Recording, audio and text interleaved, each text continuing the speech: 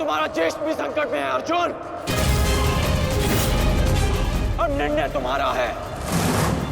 अपने ज्येष्ठ के प्राण बचाओ या उसके दम घुटने की प्रतीक्षा करो। सेनापति कर्ण, तेरी रक्षा करो।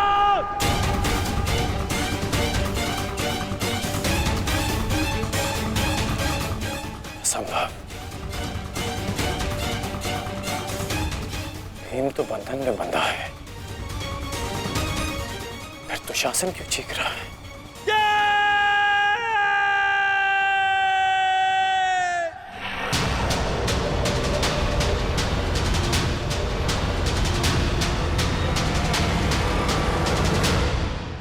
तुम ये सोच रहे हो ना कर्ण कि विकोदर भीम तुम्हारी पाश से कैसे निकल गए? कदाचित तुम भूल रहे हो कि विकोदर भीम पवन पुत्र है, और पवन को कौन रोक सकता है?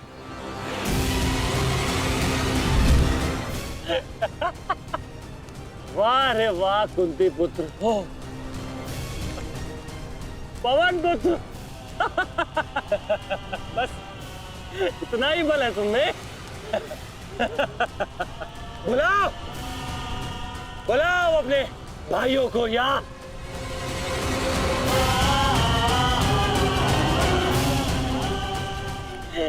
पांच पिताओं को।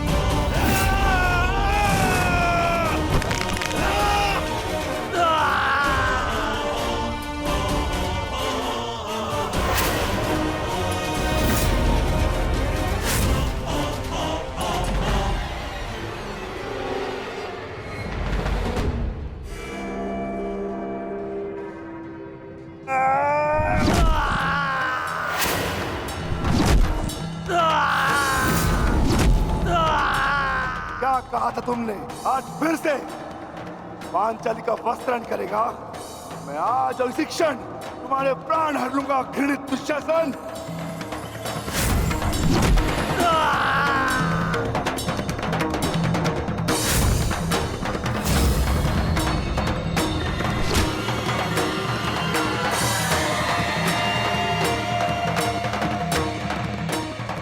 इसी भांति तुम पांचाली के केश पकड़कर युद्ध सभा में लाए थे ना।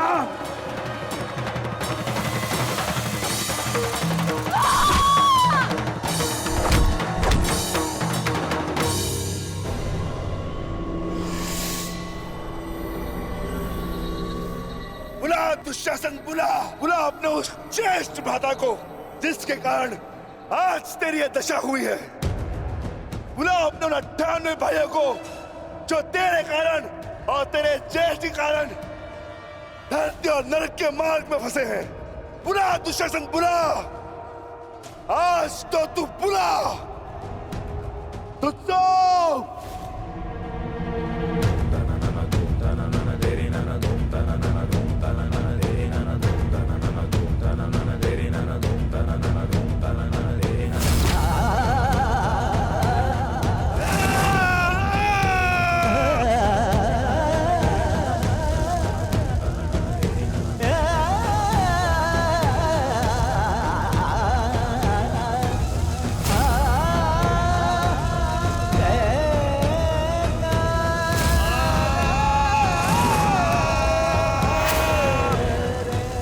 इसी भांति तुमने पांचाली के केश पकड़कर उसे घसीटा था ना। चल दुशासन।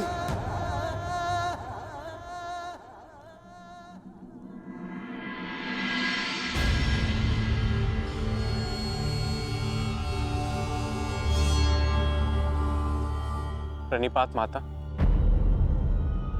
पिताश्री ने आपको कुरुक्षेत्र में प्रस्तुत होने का आह्वान दिया। आशा करती हूँ वृकोदर, युद्ध समाप्त होने के पश्चात आपकी पत्नी पुनः अपने केश बांध सकेगी। मुझे विश्वास है पांचाली, इस आने वाले युद्ध में मैं वृकोदर भीम उस दुशासन की छाती फाड़कर उसके छाती के लहू से तुम्हारे केश सींच पाऊंगा।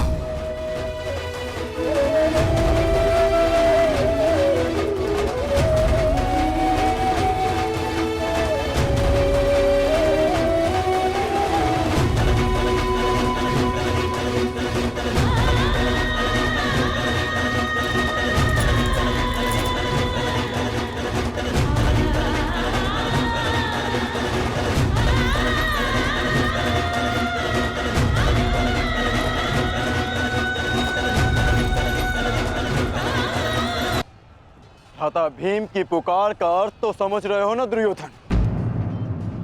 आज तुम्हारा 99वां अनुज भी जीवित नहीं बचेगा। जिस प्रकार उस युद्ध सभा में हम कुछ ना करने के लिए विवश थे, आज उसी प्रकार तुम अपने अनुज की रक्षा ना करने के लिए विवश हो। विवशता क्या होती है, उसका भान आज होगा तुम्हें। तुम्हारा अंत करने से पूर्व तुम्हें तुम्हारे किए कुकर्मों का भान कराना आवश्यक है दुर्योधन। हम तो उस दिन विवश थे, किंतु मैं तुम्हें एक अवसर देता हूं। सूर्य अस्त होने में अभी 2 घड़ी शेष हैं और तुम्हारे अनुज के पास भी।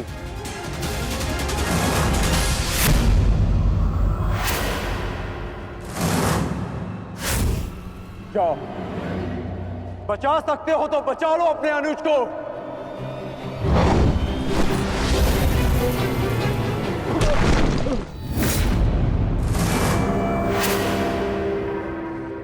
जाओ दुर्योधन, दौड़ाओ अपना रथ और बचा लो दुशासन के प्राण। कर चलो।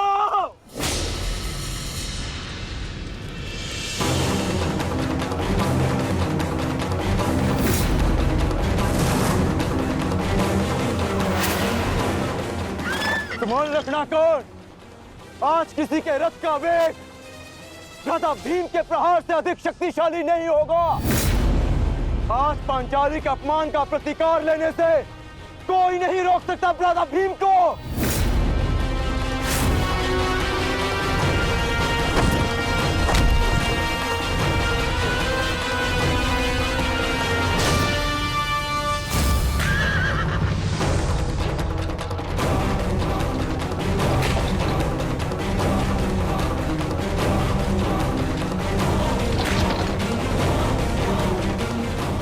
शीघ्रता करो मित्र।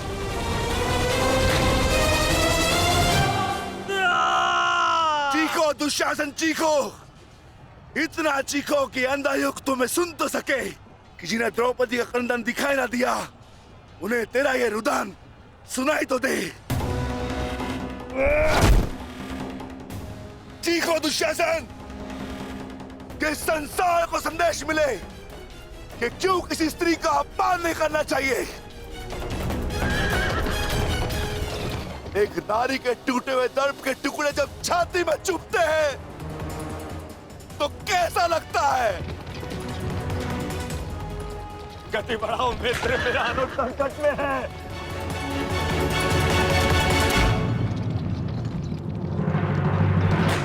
इस बाएं हाथ से तुमने द्रौपदी के केश पकड़े थे ना, स्मरण है ना नीच।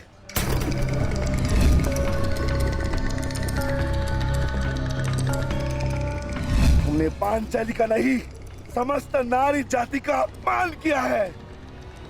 आपको तुम्हारे धड़ पर रहने का कोई अधिकार नहीं।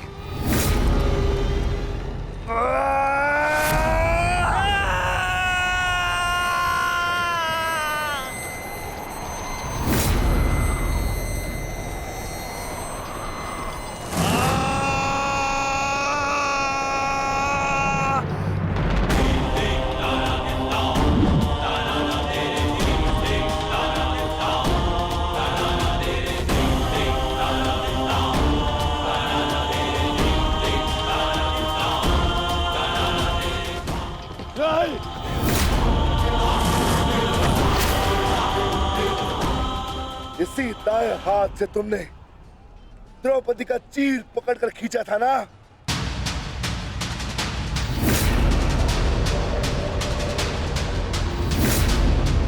अब चीर क्या, तुम लीर भी नहीं खींच पाओगे।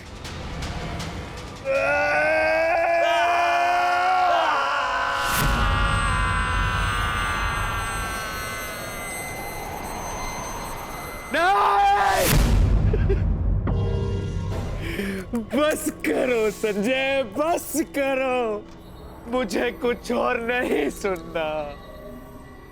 दुशासन!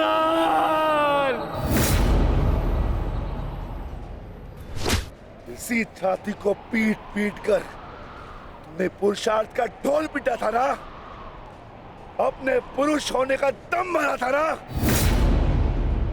अब मैं पीटता हूं तुम्हारी छाती।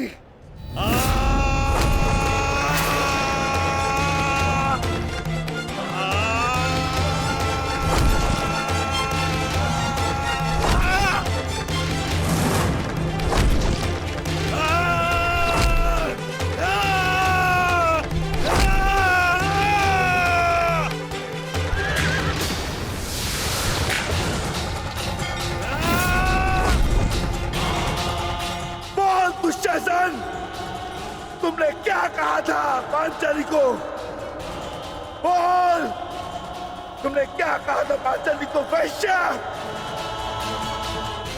बोल दुशासन, फिर से बोल।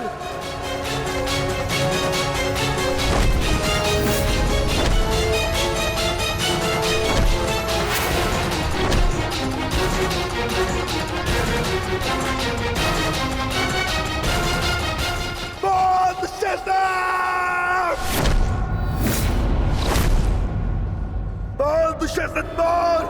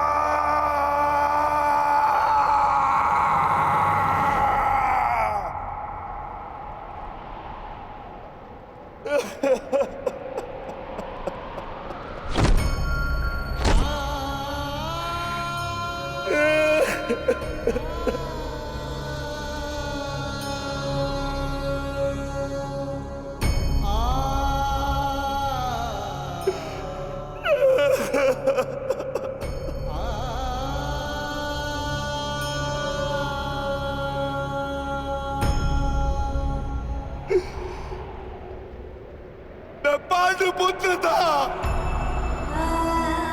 मैं देवपुत्र था। तुमने मुझे क्या बना दिया दुशासन?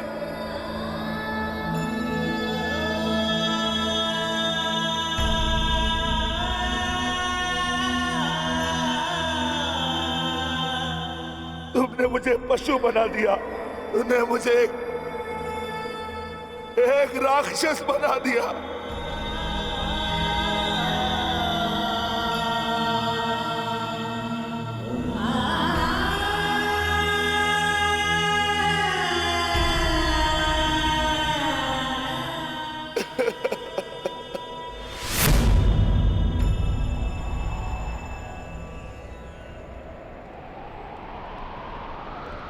मैंने अपनी प्रतिज्ञा पूर्ण की पांचाली,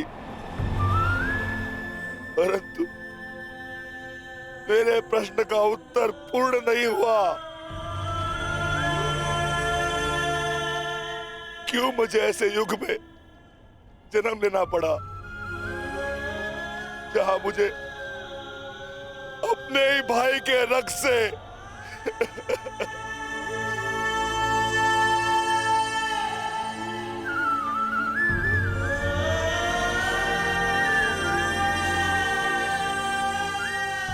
ऐसा क्यों हुआ पांचाली? ऐसा क्यों हुआ?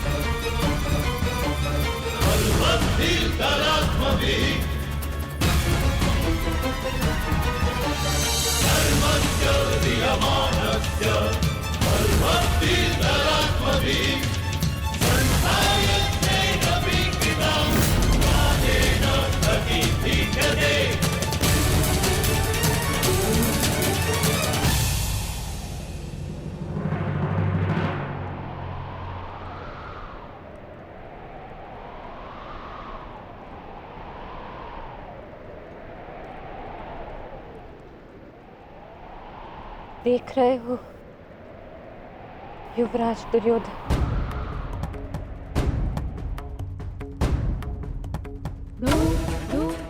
देख रहे हो अंगराज कर्ण, ये लहू, ये रक्त, ये 5 गांव ना देने का मूल्य नहीं।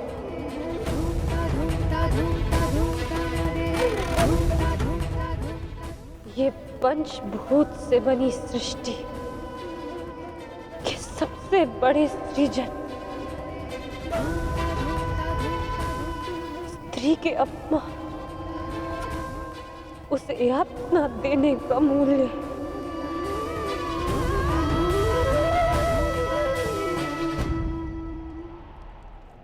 एक स्त्री, एक माता, एक पत्नी का जब जब अपमान होगा,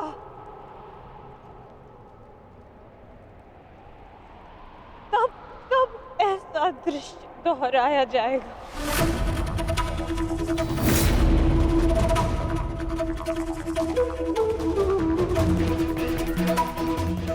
तब तब ऐसा दृश्य दोहराया जाएगा दुर्योधन।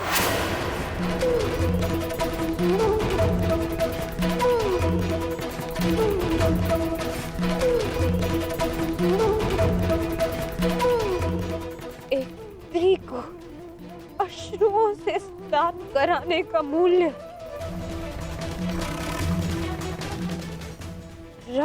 स्नान से चुकाया जाएगा। आज मेरी पीड़ा कम नहीं हुई है, और बढ़ गई है।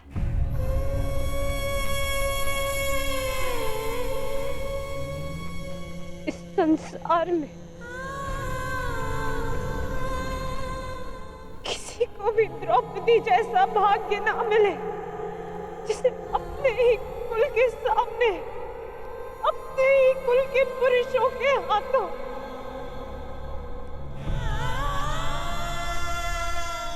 अपमान सहना पड़ा, और अपने ही कुल के वंशजों के रक्त से स्नान करना पड़ा।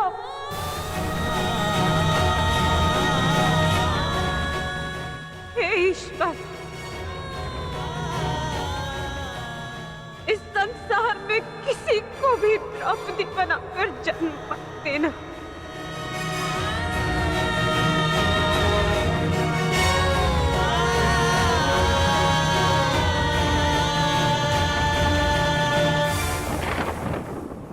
आपके लिए अपने प्राण देकर प्रसन्नता होगी मुझे, क्योंकि मेरे माता पिता ने आज तक मेरा मुख नहीं देखा, और मेरे लिए आप ही मेरे पिता और आप ही मेरी माता हैं। मेरा भाई, मेरा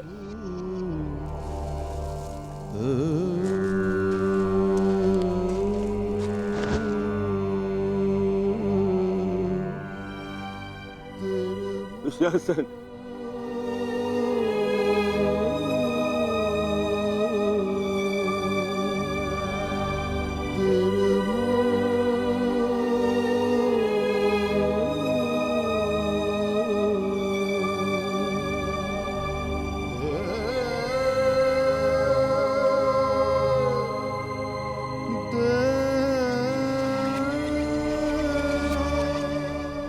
उठ जा, उठ जा, देख युद्ध समाप्त हो गया है। तेरी बुझाएं, तेरी बुझाओं के बल के सहारे ही तो मुझे संसार पर राज्य करना था।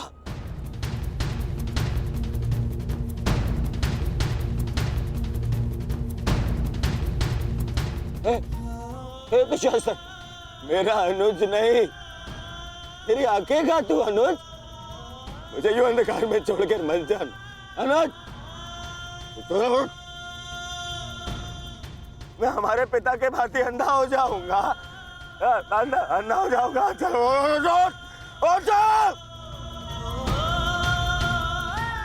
अरे अरे इसकी बुझाएं क्या है? अरे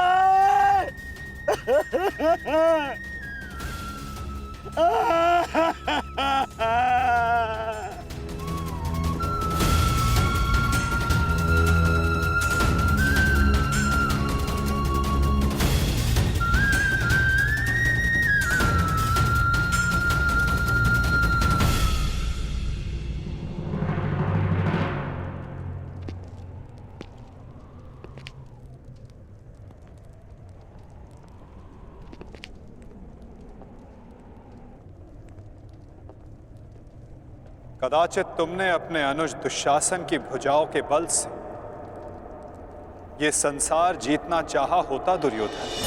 नारायणं नमस्कृत्य नरं चैव तो आज सारा संसार तुम्हारा दास होता, किंतु नहीं, तुमने इसकी भुजाओं के बल से एक स्त्री का वस्त्र हरण करना चाहा दुर्योधन।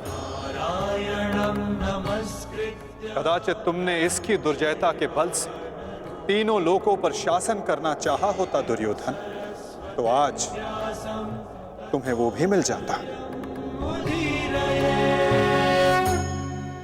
परंतु नहीं, तुमने ऐसा नहीं किया दुर्योधन। तुमने अपने अनुज दुशासन के मन में कुटिलता और कुचक्र का षड्यंत्र रच दिया। कदाचित तुमने अपने नेत्रों को उचित मार्ग दिखाया होता दुर्योधन, परंतु तुमने अपनी उन आंखों से महाविनाश का स्वप्न देखा। धर्मो रक्षति रक्षितः। स्मरण रहे दुर्योधन, नियति, धरती और प्रकृति ये तीनों स्त्री हैं। और जब जब स्त्री का अपमान होगा, नियति पुरुष के विरुद्ध होगी। धरती उस अपमान का भार नहीं सहेगी और प्रकृति उसे नष्ट कर देगी।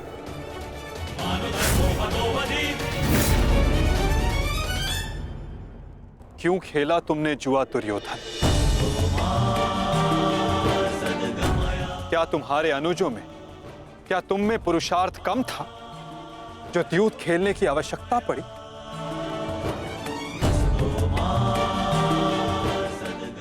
इसी द्यूत के कारण एक स्त्री पहले अपने ही अश्रों में नहाती है और अब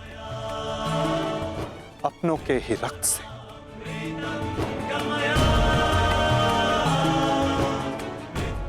क्यों किया तुमने ये लालच दुर्योधन? क्यों रचा ये कुचक्र? इसी द्यूत, इसी कुचक्र, इसी लालच के कारण रचता है ये युद्ध, ये महाविनाश, ये महाभारत।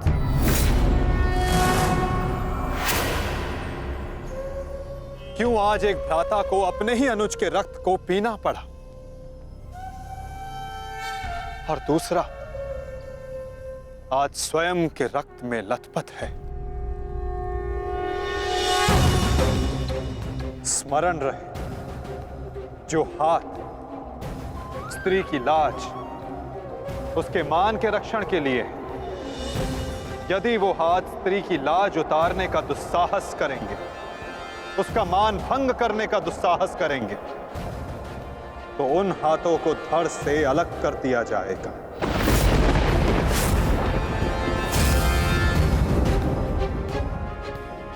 जो वस्त्र हरण करेंगे, उनका प्राण हरण होगा। जब जब किसी की आंखें अनुचित होता देखना स्वीकार करेंगी, तब तब उन आंखों को बंद होना होगा।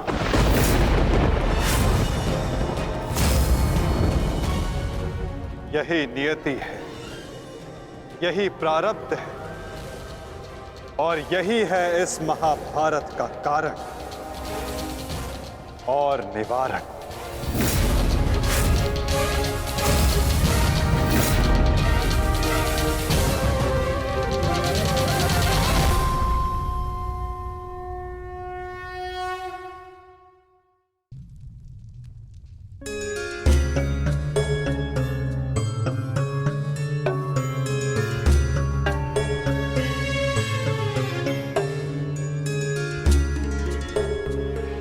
किस चिंतन में डूबे हो युधिष्ठिर?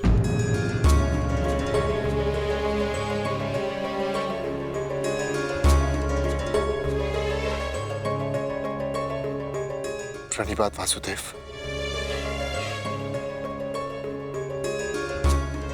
तुमने मेरे प्रश्न का उत्तर नहीं दिया युधिष्ठिर। हाँ वासुदेव, मेरा मन अशांत है। बुद्धि पर जैसे भ्रम की धूल से जमी है। समझ में नहीं आ रहा है वासुदेव कि इस महायुद्ध से हमें क्या प्राप्त होगा। आश्चर्य, धर्मराज के मन में ऐसा असमंजस। वासुदेव, मैं आपसे निवेदन करता हूं कि मुझे धर्मराज कह के मत पुकारिए। इस धर्म युद्ध में बिखरे अधर्म की छींटें मुझ पर भी पड़ी हैं। मैं धर्मराज कहलाने योग्य नहीं हूं वासुदेव। युद्ध में शरीर और सेना के बल से अधिक महत्वपूर्ण आत्मबल होता है युधिष्ठिर। और इस प्रकार युद्ध के मध्य में सम्राट का मन दुर्बल पड़ जाए, ये उचित नहीं है। तुम ये मत भूलो युधिष्ठिर कि ये महायुद्ध केवल तुम्हारा नहीं है, ये संपूर्ण भारतवर्ष की उस प्रजा का भी है जो न्याय चाहती है, जो अधर्म से मुक्ति चाहती है। जो तुम्हें हस्तिनापुर का योग्य उत्तराधिकारी मानते हैं, जो तुम में भारत का योग्य सम्राट देखते हैं, इस युद्ध में तुम्हें सम्राट बनते देखने के लिए अनगिनत सैनिकों ने अपनी आंखें बंद कर ली युधिष्ठिर। और आज भी अनगिनत सैनिक सज्ज हैं अपना बलिदान देने के लिए। एक सम्राट का कर्तव्य है कि वो अपनी सेना, अपनी प्रजा का मार्गदर्शन करे, ना कि स्वयं दुविधा में फंस जाए।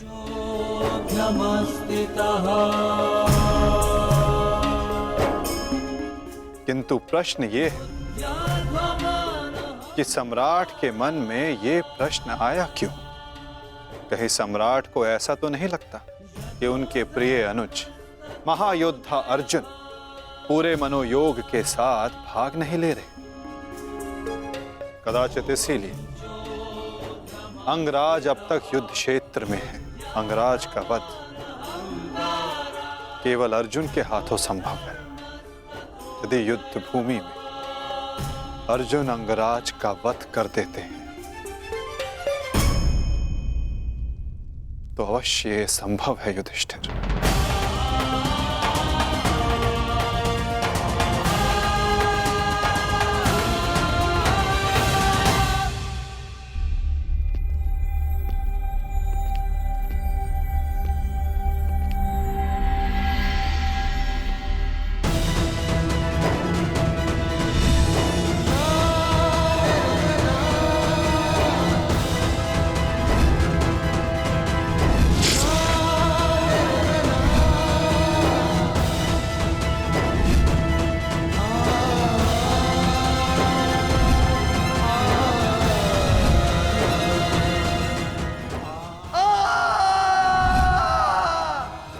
मैंने जीवन भर परिवर्तन के लिए संघर्ष किया, क्योंकि जब भी मैंने ऐसा किया तो मैंने लोगों की आंखों में आशा की किरण देखी।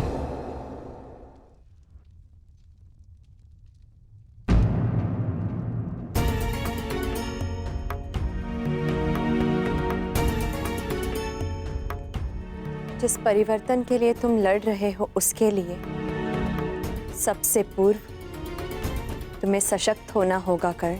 कुछ समझ नहीं पा रहा हूं वृषाली। लगभग अपने सारे प्रिय खो चुका हूं। हमारी अगली पीढ़ी जिसके लिए मैंने परिवर्तन का स्वप्न देखा था वो तो बची ही नहीं। फिर इस परिवर्तन का क्या लाभ?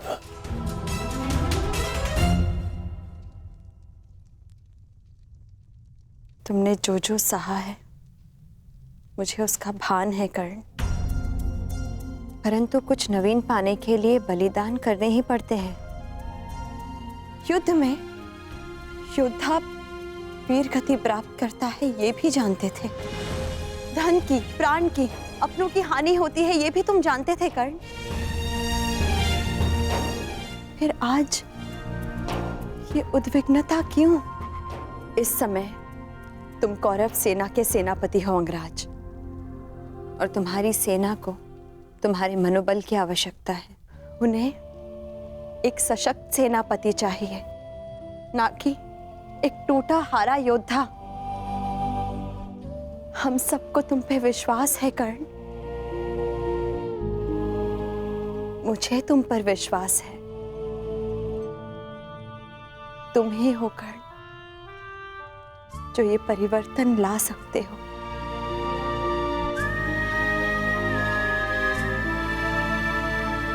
मैंने तुम्हें कितने कष्ट दिए हैं,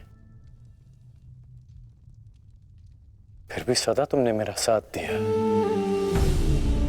मुझे साहस दिया।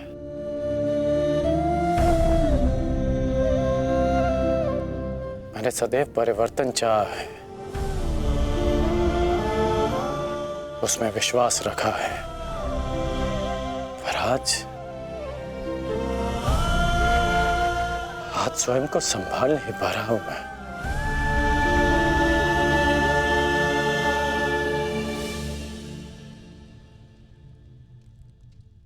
स्वयं को संभालो सरसेनापति।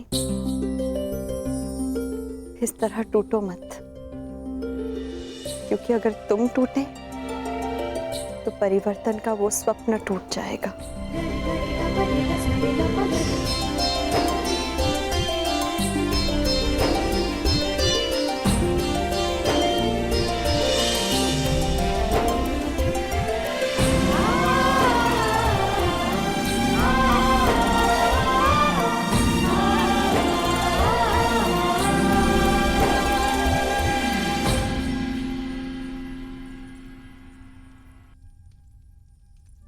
जी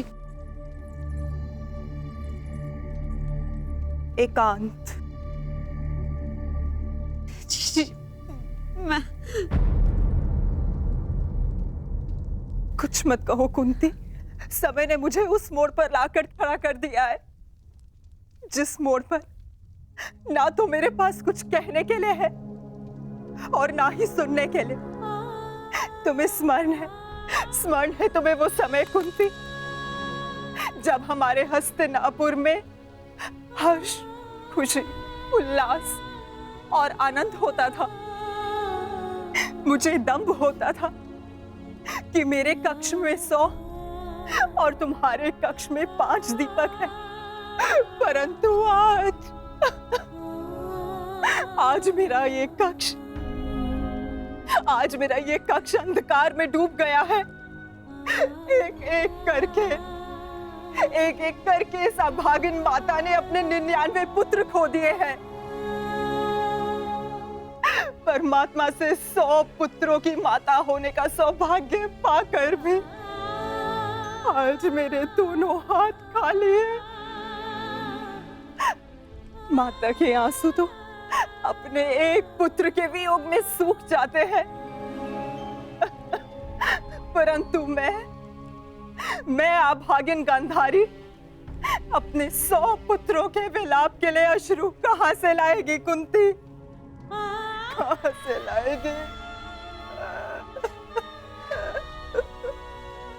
ऐसा नहीं है दीदी, ये दुर्भाग्य नहीं, हमारी असफलता है। दीपक का दर में जलना ये तो संभालने वाले के हाथ में है कि वो उस दीपक से प्रकाश करवाता है या अपने घर को सुहा कर लेता है या अपने संतान पर अपना नियंत्रण खोने के कारण ये युद्ध हुआ है, जिसका परिणाम हम माताएं भुगत रही हैं। जो पीड़ा आपकी है जीजी, वही पीड़ा मेरी भी है। आज आप जिस परिस्थिति में हैं, मैं भी स्वयं उसी परिस्थिति में बंधी हूँ।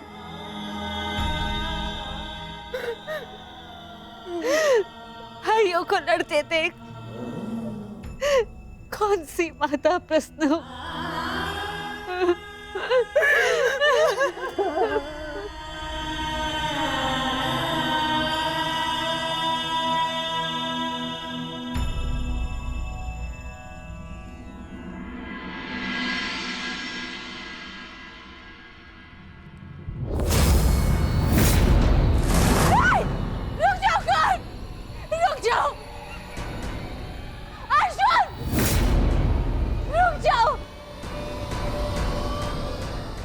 जोड़ती हूँ, दोनों रुक जाओ।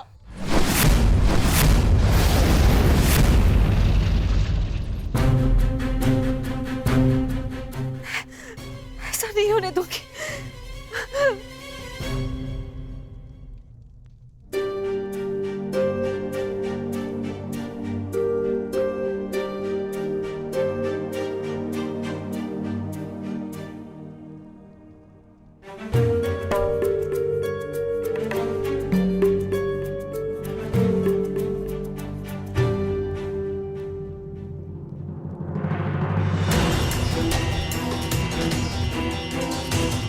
राजमाता,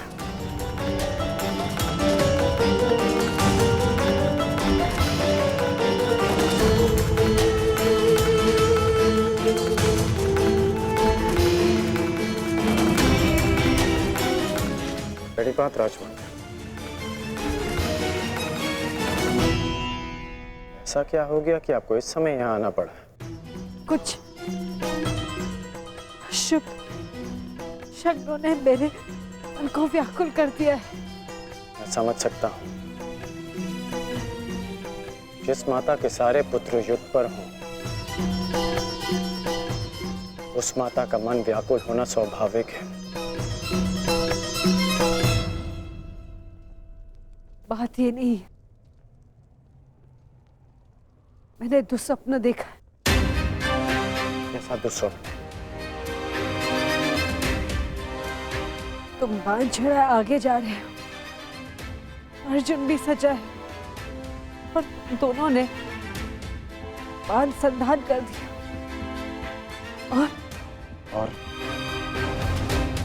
और मैं बीच में आ गई, किंतु तुम दोनों ने बांध छोड़ दिया। फिर क्या हुआ? फिर मेरा सपना टूट गया। जो स्वप्न आपने पूरा देखा ही नहीं,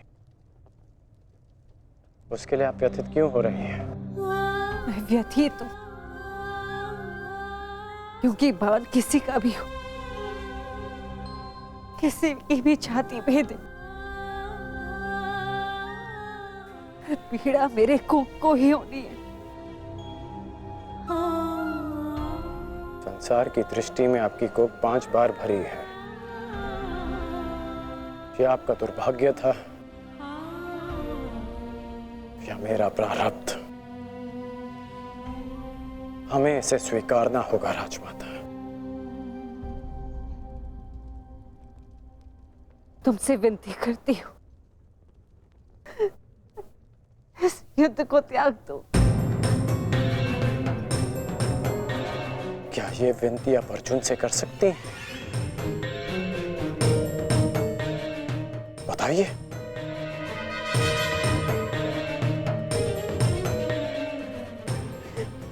विवश हूं।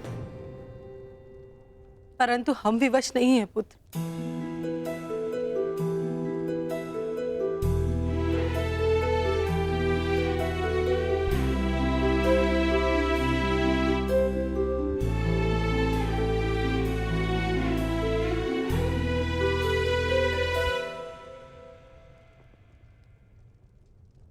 छोड़ दो ये युद्ध पुत्र, छोड़ दो।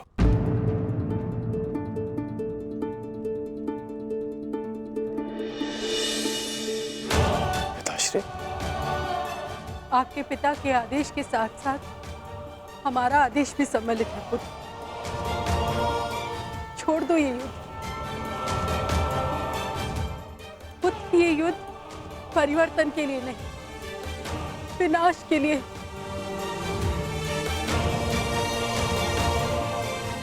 समझ लो कि हम अपने पालन पोषण के ऋण का मूल्य मांग रहे हैं तुमसे।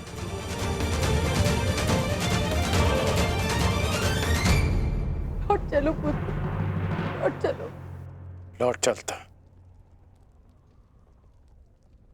लौट चलता यदि मैं केवल राधेकरण होता।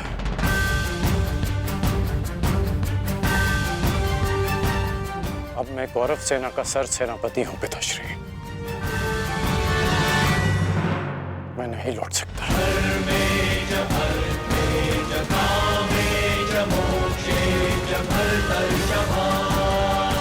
मेरा कर्तव्य है। आपका आदेश ना मानने के लिए मुझे विवश कर रहा है। मैं नहीं लौट सकता माता। ब्रह्म मुहूर्त में देखा गया सपना सत्य नहीं होता है पुत्र।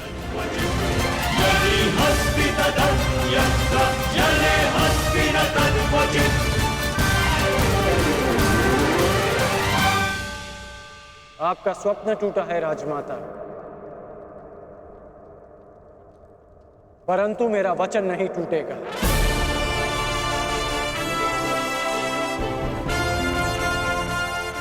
सूर्योदय होने को है।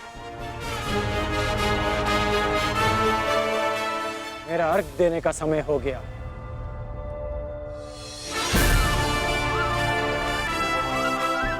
आज्ञा दीजिए। प्रणिपात।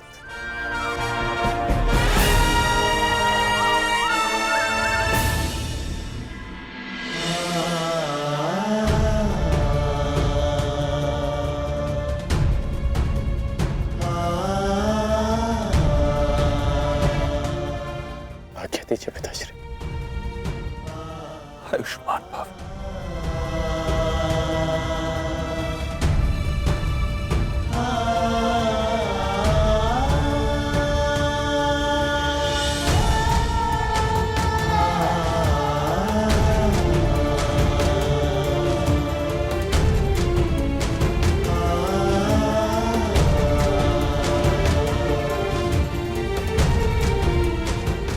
अश्रु नहीं माता, चलता।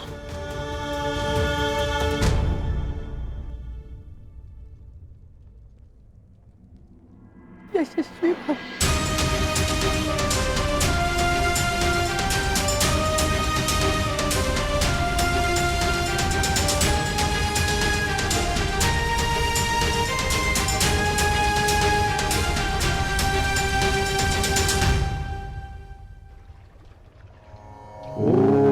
सूर्याय नमः।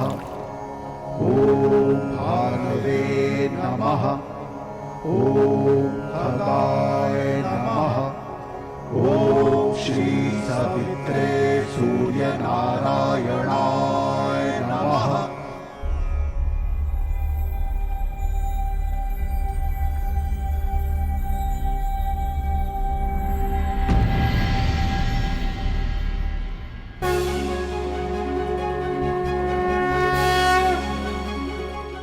प्रणाम गुरुदेव, प्रणाम। आयुष्मान भव पुत्र, आयुष्मान भव।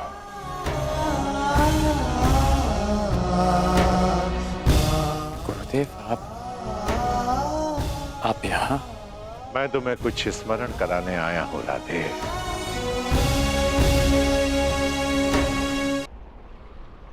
मुझे स्मरण है गुरुदेव, ये अर्घ्य देते समय मुझसे कोई कुछ भी मांगे उसे मैं पूर्ण करूंगा, और ये मेरा सौभाग्य होगा यदि मेरे गुरु मुझसे कुछ मांगे। आदेश दीजिए गुरुदेव। मैं तुमसे कुछ मांगने नहीं आया हूं पुत्र, तुम्हें कुछ और स्मरण कराने आया हूं। क्या गुरुदेव? जब तुम मेरे पास दीक्षा के लिए आए थे तो मैंने तुम्हें ब्रह्मास्त्र, ब्रह्मशिरास्त्र और ब्रह्मांड अस्त्र देकर भी उसे तुम्हारे लिए निष्क्रिय कर दिया था। स्मरण है मुझे, मैंने तब भी कहा था और आज भी कह रहा हूं कि गुरु का श्राप भी आशीर्वाद होता है। मुझे उस बात का कोई दुख नहीं गुरुदेव। परंतु मुझे दुख है पुत्र, मुझे दुख है, और मैं तुम्हें यही स्मरण कराने आया हूं। उस भूल का पश्चाताप करने के लिए मैंने तुम्हें विजय धनुष दिया था। मेरा श्राप तुम्हारे साथ है और पश्चाताप भी पूर्ण हो।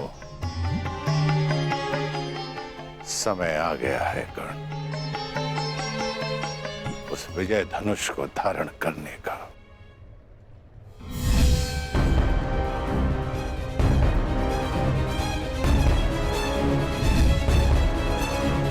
विजय धनुष का आवाहन करो और विजय धनुष को धारण करो। जब तक वो विजय धनुष तुम्हारे हाथों में रहे, इस संसार में कोई भी शत्रु तुम पर विजय नहीं पा पाएगा।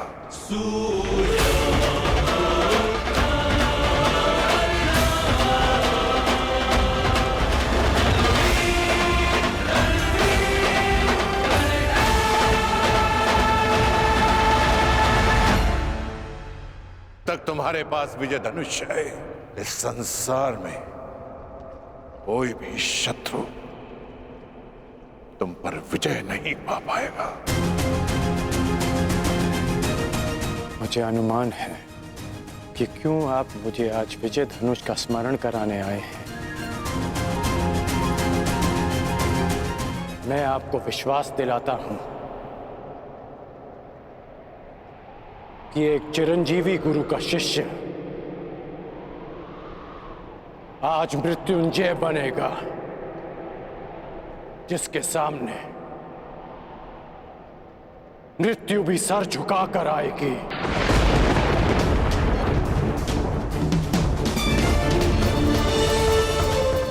ये आपके शिष्य का आपको वचन है गुरुदेव।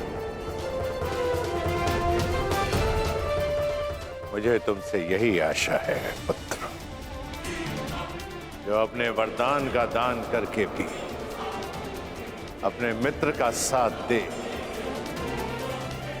ऐसे शिष्य पर मुझे गर्व है।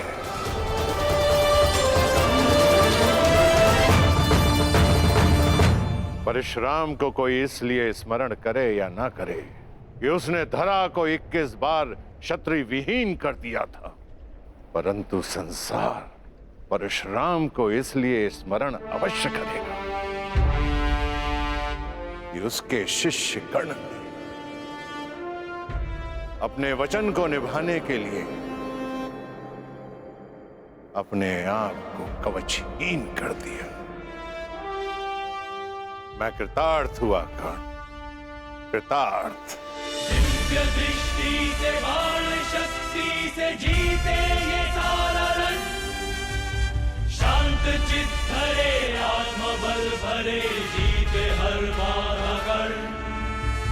छूट ना पाए लक्ष्य हो चाहे सूक्ष्म सा छुपा हो कर्ण।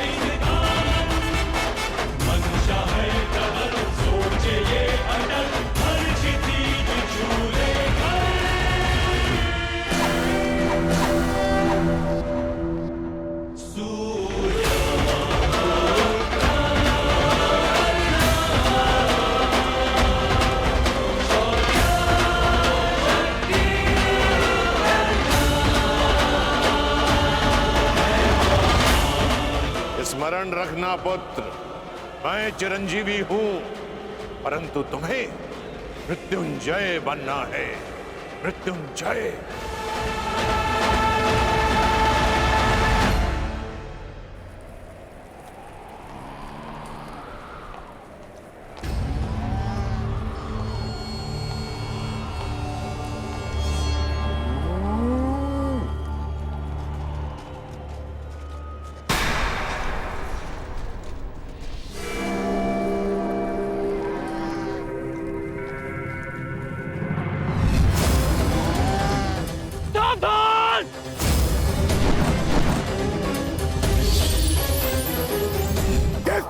तुमने कीचड़ में फंसे हुए मेरे असहाय बछड़े को मारा है, उसी प्रकार तुम भी एक दिन पृथ्वी कभी भी असहाय गिरे रहोगे।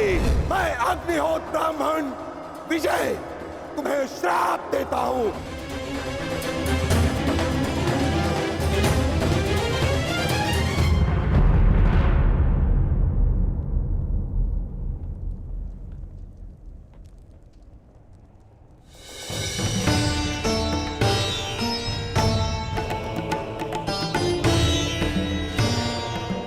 प्रणिपात माधव।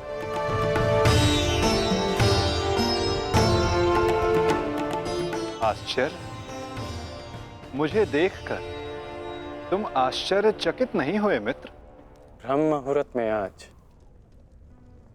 जन्मदात्री मेरे पास आई। तर्पण के समय गुरुदेव आए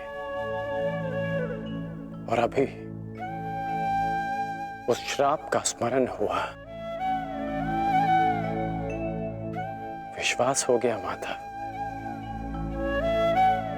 कि आज का दिवस विशेष है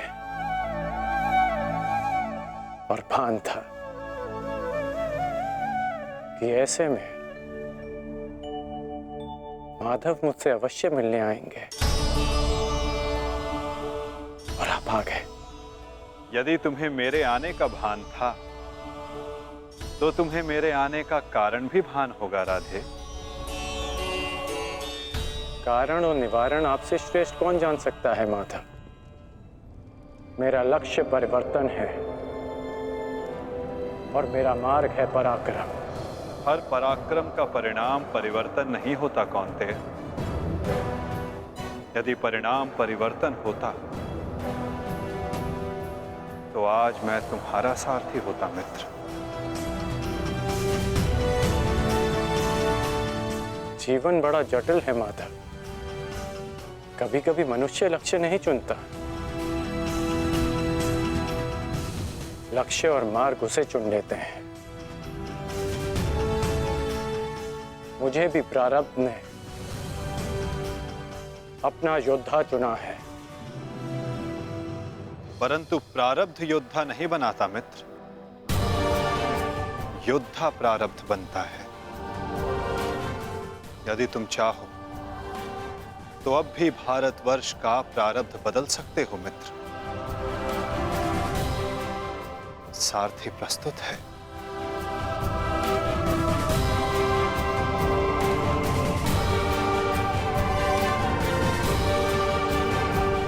विलंब हो चुका है माधव। ये सारथी अपना रथी चुन चुका है और ये रथी अपना मार्ग। मित्र, कुछ मार्ग नए प्रारंभ पर नहीं, एक अंत पर ले जाते हैं।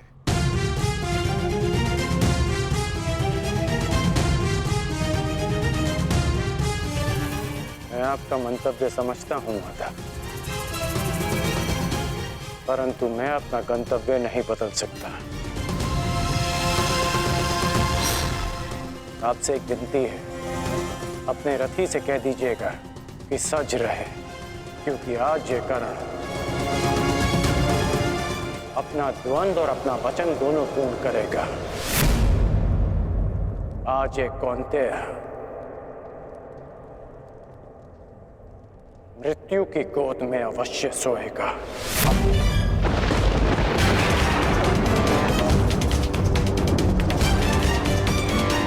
क्या ये तुम्हारा अभिमान है मित्र? ये अभिमान नहीं है वासुदेव, ये मेरा भान है। 14 वर्ष पूर्व एक अनुचित कार्य में ना चाहते हुए भी सम्मिलित होने का परिणाम है।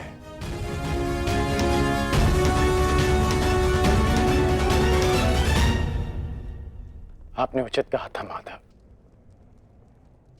कि आपका चयन आपका भविष्य चुनता है और मैं अपना चयन कर चुका हूं। माधव,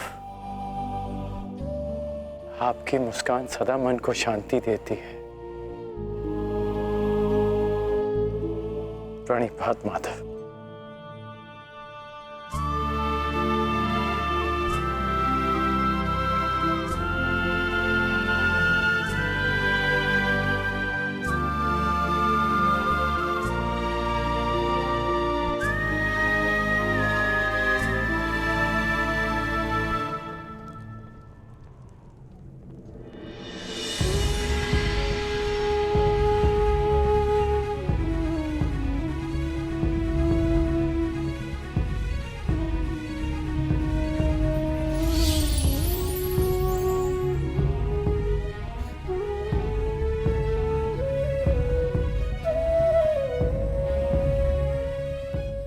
यदि तुमने अपना निर्णय बदल दिया होता मित्र, यदि तुमने मुझे चुना होता, तो आज इस युद्ध में मैं तुम्हारा सारथी होता।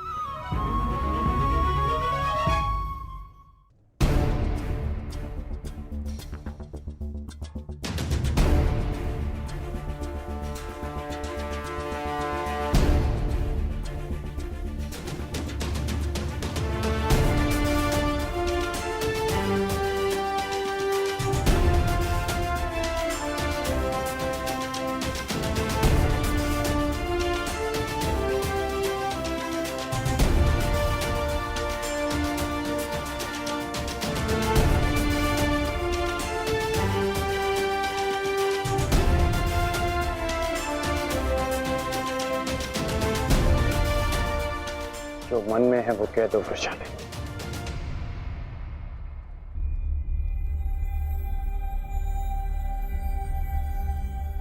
विजयी लौटना। मैं वचन देता हूं कि तुम्हारे राधे की कीर्ति विजयी लौटेगी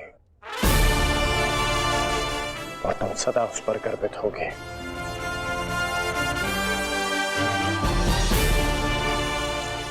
मेरे पश्चात तुम्हारे पास या तो परिवर्तन होगा या मेरी कहानी। मेरी व्यवस्था ने तुम्हें बहुत प्रतीक्षा करवाई है वृषाली, परंतु मेरा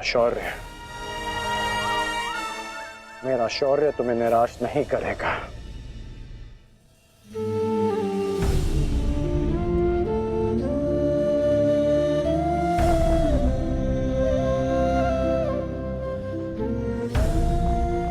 चलता हूं।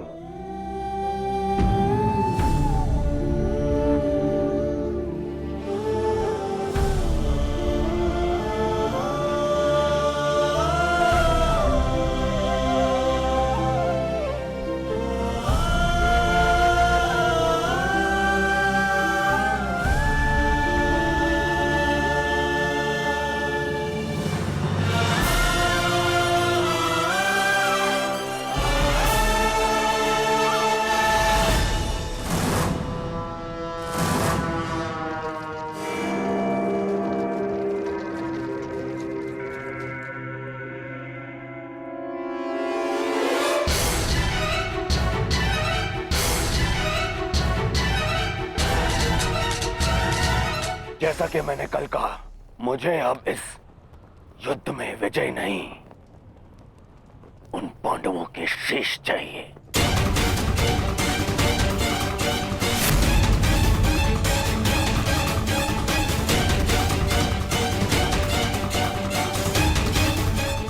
वचन दो मित्र, वचन दो मुझे कि आज कम से कम एक कौंतेय पुत्र जीवित नहीं बचेगा, और वो धनुर्धर होगा।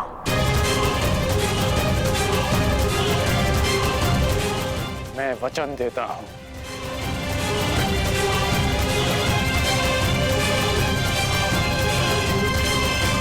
अंगराज, मुझे मेरे दुशासन के मृत्यु का प्रतिशोध चाहिए, बस।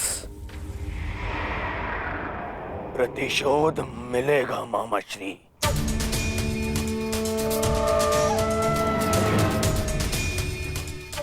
जब कर्ण ने कह दिया कि कौंतेय धनुर्धर सूर्यास्त नहीं देखेगा, तो वो नहीं देखेगा। अच्छा, युद्ध में महाबली कर्ण तो पिछले एक सप्ताह से हैं, और लगभग अर्जुन से ही इनका द्वंद्व हुआ है। प्रश्न तो ये है कि ये द्वंद्व अधूरा क्यों रह जाता है प्रतिदिन? क्यों? क्या कारण है कि अर्जुन प्रतिदिन बच जाता है? प्रतिदिन क्यों? कहीं ऐसा तो नहीं कि अंगराज कर्ण के बाणों में अब वो तेज नहीं रहा?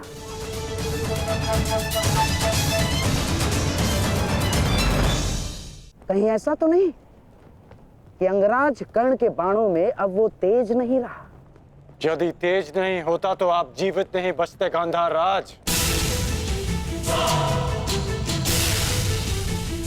मैं अर्जुन से श्रेष्ठ धनुर्धर हूं और ये मैं आज सिद्ध करके रहूंगा।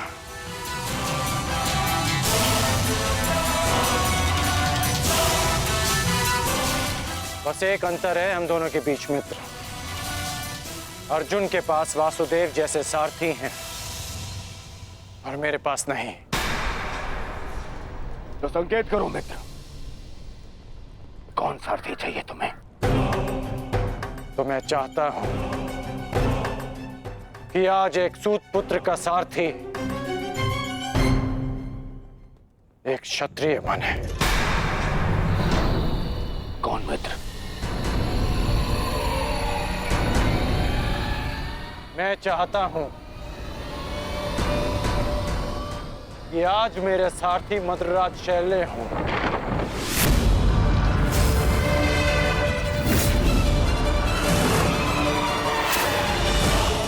असंभव! सोचना भी नहीं कर्ण। यदि मुझे यह प्रस्ताव दिया गया तो इसी क्षण मैं युद्ध छोड़ता हूं। यह प्रस्ताव नहीं, आदेश है मद्रराज।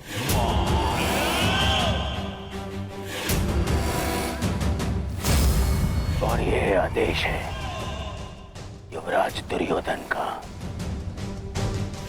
इसे तुम टाल नहीं सकते हो क्योंकि तुम वचन में बंधे हो।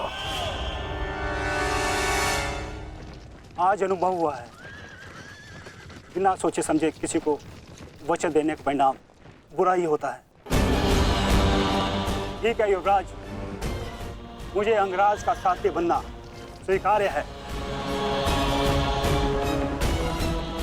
परंतु मैं कुल जाति और स्वभाव से सूत नहीं हूं, इसलिए हर पक्ष पर अपनी निरपक्ष कटु मंत्रणा दूंगा। क्या अंगराज को यह स्वीकार है? मुझे स्वीकार है।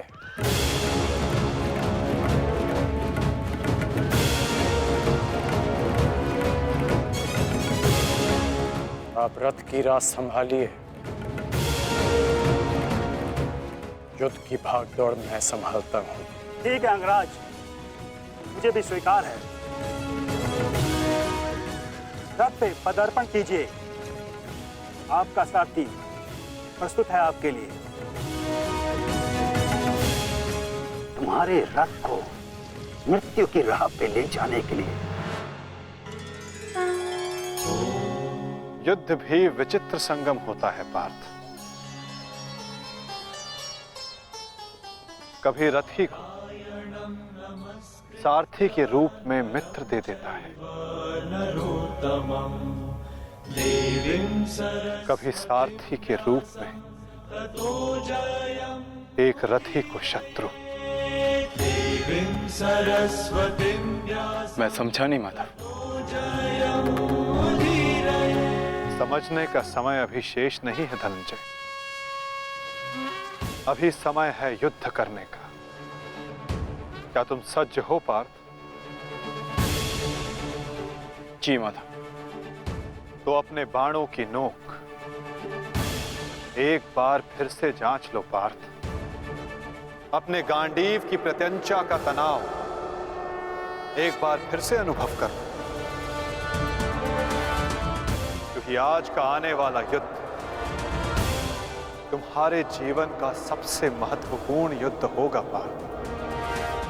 मैं अपने जीवन के सबसे महत्वपूर्ण द्वंद्व और सबसे बड़े उद्देश्य के लिए सज्ज हूं माता।